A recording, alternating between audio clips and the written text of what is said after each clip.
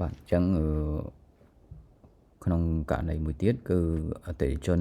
គាត់មកធ្វើកុងត្រាជួល direct ដោយមិនមានការ reservation ទេគឺគាត់ធ្វើការធ្វើកុងត្រាជួលគឺយើងចូលមកកន្លែង list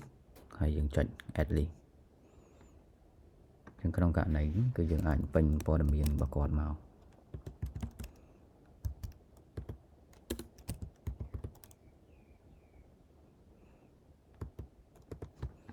ខេអញ្ចឹងព័ត៌មានរបស់គាត់យើងអាចពេញមក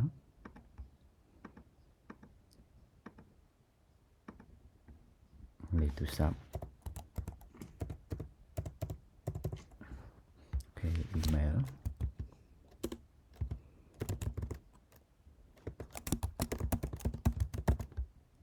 អាស័យដ្ឋាន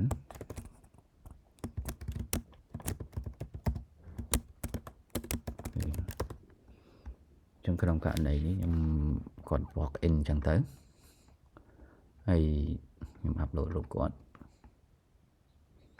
ទៀតហង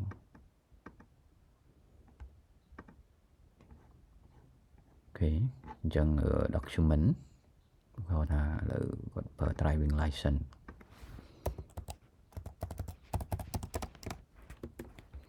អូខេ upload មក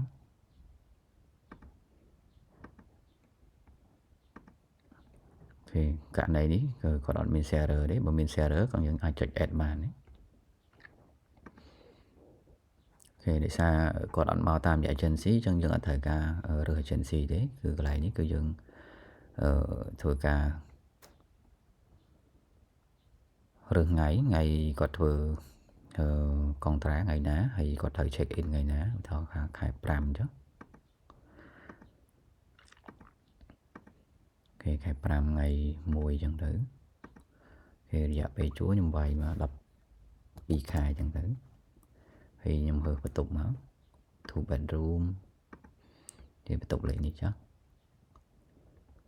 រីម៉ាកតងមួយការជួលហ្នឹងហើយនេះយើងអាច upload កុងត្រារបស់គាត់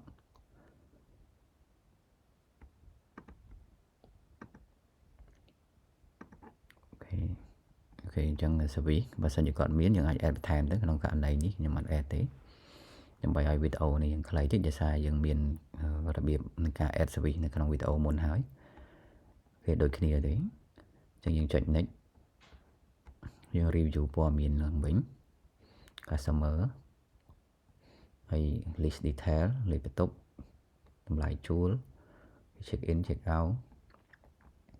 គេនេះកុងត្រាយើងអាច view មើលកុងត្រាដែលយើងបាន upload ហ្នឹងគេករណីនេះក៏អត់មាន service ទេអញ្ចឹងអត់មាន service add on អូខេអញ្ចឹងពេលដែលគាត់ធ្វើកុងត្រាជួលគឺអត់មានការ deposit ដំបូងអីទេគឺគាត់ត្រូវតែ deposit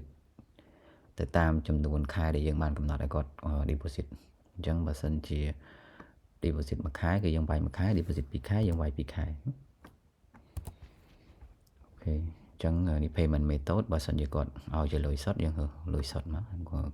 ឲ្យជាលុយខ្មែរយើងក៏លុយខ្មែរលើដុល្លារឬដុល្លារមក payment method គឺយើងអាចធ្វើការ setting បានហើយចុច done ទៅអញ្ចឹងក្នុងករណីនេះគឺយើងបានធ្វើកុងត្រា